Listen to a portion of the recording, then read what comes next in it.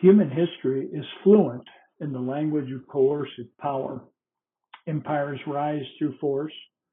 Order is maintained by threat. Survival often depends on dominance. When fear enters the room, humans reliably revert to this logic. It feels practical, it feels strong, and it feels necessary. This framing of power arrives naturally, and yet it's not the kind of power we most deeply recognize as true.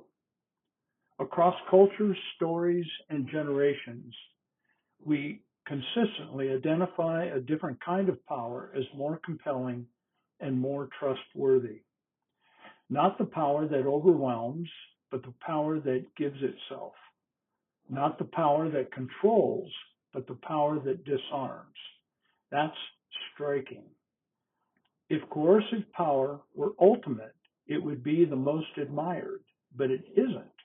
It's feared, it's obeyed, and it's endured, but it's rarely revered. What we revere is self-giving strength, and this recognition shows up everywhere in myth, literature, in film, in our lived experience.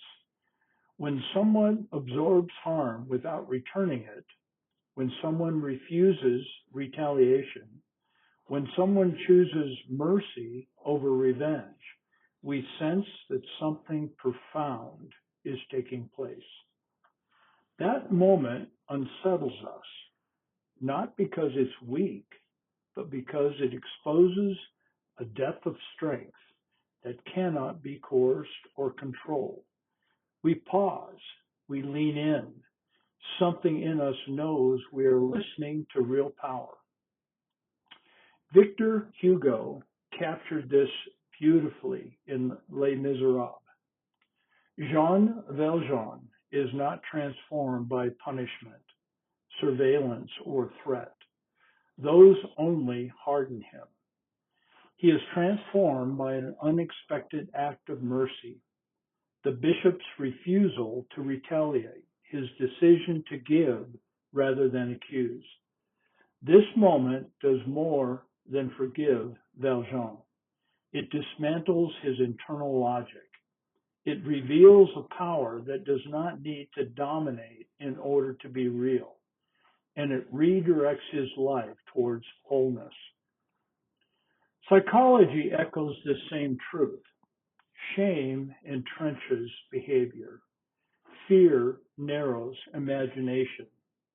Coercion may produce compliance, but it rarely produces transformation. What actually interrupts destructive patterns is being seen, being held, being offered dignity without having to earn it. This kind of power disarms defenses. It creates space for change. We humans know this even when we struggle to name it, even when we struggle to live it. We admire this kind of strength. We call it goodness. We teach it to our children. We write stories about it. We celebrate it when we see it. But when pressure mounts, when stakes feel high, when fear creeps in, we descend into the weeds. We grab for a bigger club. We reach for control. We revert to what feels effective, even when we know it isn't what is true. And this is why the cross makes sense at a human level long before it makes sense theologically. When Jesus refuses retaliation, absorbs violence, and gives himself without coercion, he is not introducing a foreign idea of power. He's revealing the power we have always recognized, but so often forget how to practice. The kingdom of God does not invent a new definition of power. It names the one we have always known. And here's the question. If we already know what kind of power brings life and transformation, what happens to us when fear convinces us to live otherwise?